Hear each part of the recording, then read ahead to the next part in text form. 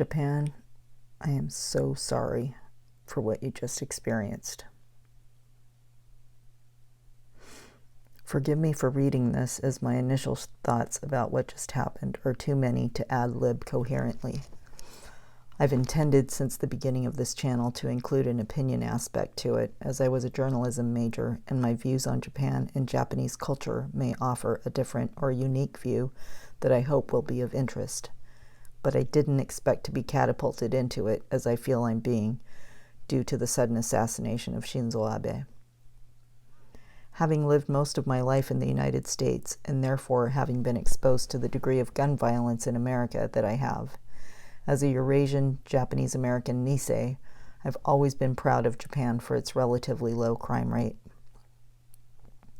So, I think we are all in a state of shock over the assassination of former Prime Minister Abe, especially because these kinds of things don't happen in Japan.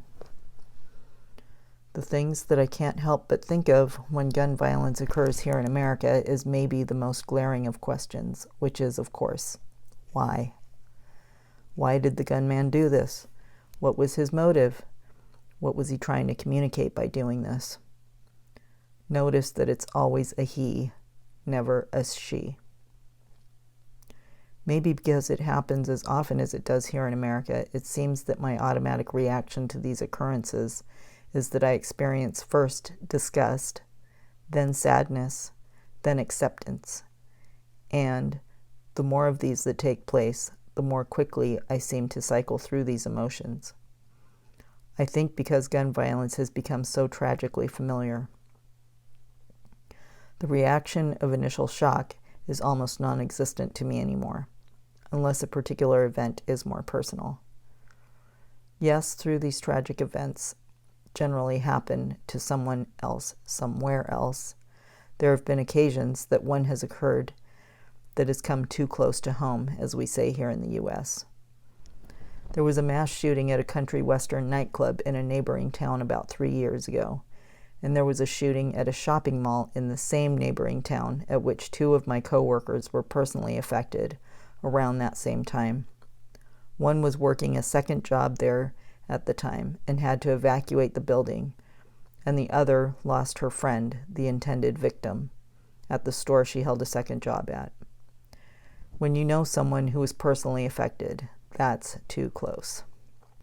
Here in America, certain official entities fly their national flag at half-mast when a national tragedy has occurred. As I drove to work, I would drive by our local fire station every day, and it seemed to me that the flag outside flew at half-mast 30 to 50% of the time. Over time, when one is exposed to that degree of regularity to tragedy, I think that it's only natural that we grow somewhat numb to it, and that can't be healthy, individually or collectively. One of the things that I love most about Japan is that I feel like I don't have to feel concerned for my personal safety when I'm there. Not that I'm generally fearful about my personal safety here in America, but I think that females in this country have been conditioned from an early age to be cautious for our personal safety, just because we're female. The assassination of Shinzo Abe has not changed that about Japan, of course, but it does raise its own questions, some of which are the same as the ones that go through my mind when gun violence occurs here in America. Specifically, what motivated the 41-year-old gunman to do such a thing? Clearly, there was a great deal of thought and effort that went into the premeditation of his production. Being that guns are not available for purchase in Japan, I assumed that he somehow made his weapon. Further, I expect that information about how to build a firearm is not that easily accessible in Japanese. Or is it? Maybe you can enlighten me about that. Not that the average law-abiding citizen would know such a thing. Then, to acquire the parts and build the thing, it was evident to me upon hearing the sound of his weapon firing that it had come from something very different than the firearms that we hear here in the U.S. Ours, they say, sound like firecrackers going off, generally.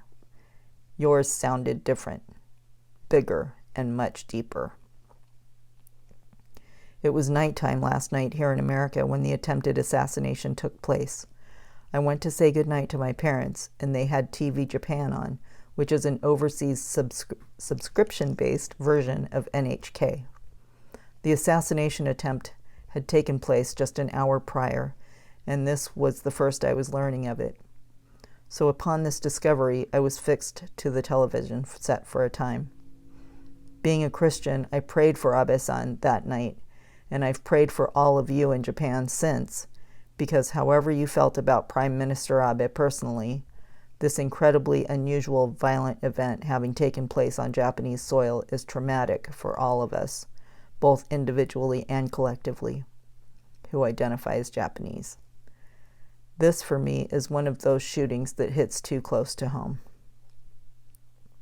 Shootings, in my mind, and very possibly yours, are not supposed to happen in Japan. They shouldn't happen anywhere, America included. I pray above all concerning this that this event does not trigger even one copycat effort in Japan. And to that end especially, as prayers are fruitless unless we do our part, I give you this sharing of my perspective on this event as a Japanese American Nisei who loves Japan very much.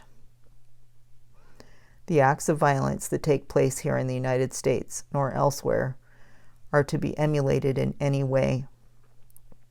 It is not glamorous, and there is no glory in it. It is not cool. In the United States, the perpetrators of such events are found to have been mentally ill. Violence is never the answer. Self-defense as necessary. Aggression? No. So as an American, the sound of that firearm brought me to the conclusion fairly quickly that the injuries that Mr. Abe suffered would not be survivable. Abe-san reportedly had no vital signs immediately after the shooting as I retired for the night. By the time I woke up the following morning, he had been pronounced dead. I admittedly don't know very much about Shinzo Abe, except that he has been the face that the world and myself have most associated with Japanese leadership for a great number of years. I personally don't believe that violence is ever the answer.